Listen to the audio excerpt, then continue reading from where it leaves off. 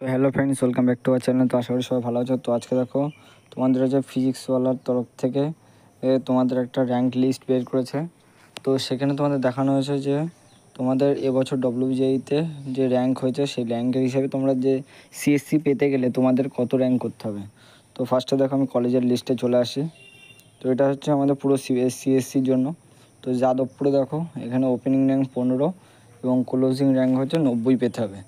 রামকৃষ্ণ মাহাতোতে তোমরা যদি যেতে যাও তোমাদের ওবিসির তোমাদের ওপেনিং র্যাঙ্ক যেটা 4,421 হতে হবে এবং ক্লোজিং র্যাঙ্ক হচ্ছে 6,769 হতে হবে। জেইসি তোমরা যেতে যাও 577 থেকে 2007 হতে হবে। তারপরে দেখো যদি আমরা কোচবিহারে যদি যেতে চাও তাহলে তোমাদের মোটামুটি ওপেনিং র্যাঙ্ক 2000 থেকে 6,800 মধ্যে হতে হবে।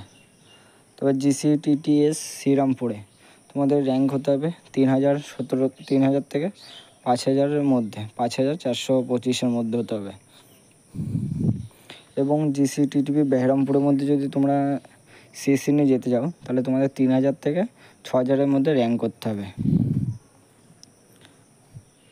তারপরে চলে আসি দেখো এখানে চলে আসি দেখো আলিপুরদুয়ারে তোমরা যদি যেতে যাও 2,000 থেকে 8,000-এর মধ্যে তোমাদের র্যাঙ্ক করতে হবে। তো তারপরে যদি চলে আসি কেজিইসিতে তোমার দেখো 270 থেকে 1,361-এর মধ্যে র্যাঙ্ক করতে হবে। জিসিইসিটি তারপর যদি দেখো তোমাদের হচ্ছে জিসিএলটি লেদার টেকনোলজিতে কলকাতায় যদি যেতে চাও তোমাদের 1,400 থেকে 4,000-এর মধ্যে র্যাঙ্ক করতে হবে। এবং দেখো যদি তোমরা আলিয়াতে যেতে যাও সিএসসি নেওয়ার জন্য তাই 2,000 থেকে 6,000-এর মধ্যে র্যাঙ্ক করতে হবে। তো তারপরে চলে আসি এবার দেখো ফিজিক্সওয়ালার তরফ থেকে যে র্যাঙ্ক লিস্টটা বেরিয়েছে সেখানে হচ্ছে মেকানিক্যাল, অনলি ফর মেকানিক্যাল ইঞ্জিনিয়ারিংয়ের জন্য। তো আমি লিস্টটা দেখাই। তো মেকানিক্যালে যদি তোমরা যেতে চাও তো দেখো রামকৃষ্ণ মাহাতোতে মেকানিক্যাল পেতে গেলে 9,000 থেকে 16,000-এর মধ্যে র্যাঙ্ক করতে হবে। কেজিসিতে তোমাদের 3,000 থেকে 5,000-এর মধ্যে র্যাঙ্ক করতে হবে।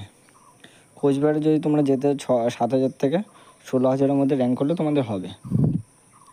তারপরে যাদবপুরে যদি তোমরা যেত 541 থেকে 785 র্যাঙ্ক করতে হবে।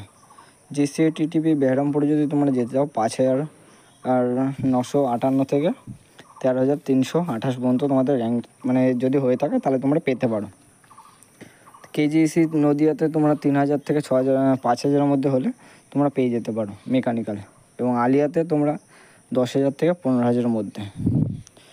তো ডব্লিউবিজির তরফ থেকে যে লিস্টটা এটা এবছরের জন্য খুবই গুরুত্বপূর্ণ। তো তার মধ্যে দেখো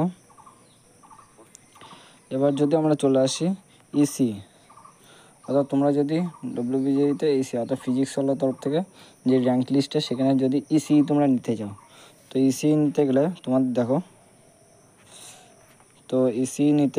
আমি তোমাদের দেখাই। তো ইসি নিতে গেলে দেখো রামকৃষ্ণ মাহাতোতে 5,000 থেকে 8,000-এর মধ্যে, কেজিইসি জলপাইগুড়িতে 2,000 থেকে 3,000-এর মধ্যে, কোচবিহারে 6,000 থেকে 9,000-এর মধ্যে এবং আলিপুরদুয়ার গভর্নমেন্টে 9,000 থেকে 14,000। কেজিইসি নদিয়াতে 1,000 থেকে 2,000-এর মধ্যে, আলিয়াতে 6,000 থেকে 9,000। তো এই র্যাঙ্ক যদি এর মধ্যে যদি তোমাদের র্যাঙ্ক হয়ে থাকে তাহলে অবশ্যই তোমরা এই কলেজগুলো পেতে পারো এবার ইসিতে। তো এখানে র্যাঙ্ক ওয়াইজ তোমরা যে কলেজ পেতে পারো সেটাই আলোচনা করা হচ্ছে। তো তারপরে এবারে দেখো তোমাদের আছে ইলেকট্রিক্যাল ইঞ্জিনিয়ারিং, শুধু ইসি যদি নিতে যাও। তো দেখো ইসি যদি নিতে যাও তাহলে তোমাদের রামকৃষ্ণ মাহাতোতে 7,000 থেকে 11,000, কেজিইসিতে 2,000 থেকে 4,000, কোচবিহারে 8,000 থেকে 13,000, বেহরমপুরে 5,000 থেকে 10,000, আলিপুরদুয়ারে হচ্ছে 13,000 থেকে 19,000, কেজিইসিতে 2,000 থেকে 3,000, আলিয়াতে 4,000 থেকে 12,000। এর মধ্যে যদি র্যাঙ্ক হয়ে থাকে তাহলে তোমরা ইসি নিতে পারো, অর্থাৎ ইলেকট্রিক্যাল ইঞ্জিনিয়ারিং অর্থাৎ ইই। এরপরে চলে আসে তোমাদের সিভিল, অর্থাৎ তোমরা যদি ভাবো যে সিভিল নেবে তো সিভিল নেওয়ার জন্য রামকৃষ্ণ মাহাতোতে 8,000 থেকে 19,000, জেজিসিতে 2,000 থেকে 7,000, কোচবিহারে 8,000 থেকে 18,000, যাদবপুরে 815 থেকে 1,700, আলদিয়াতে 9,000 থেকে 19,000।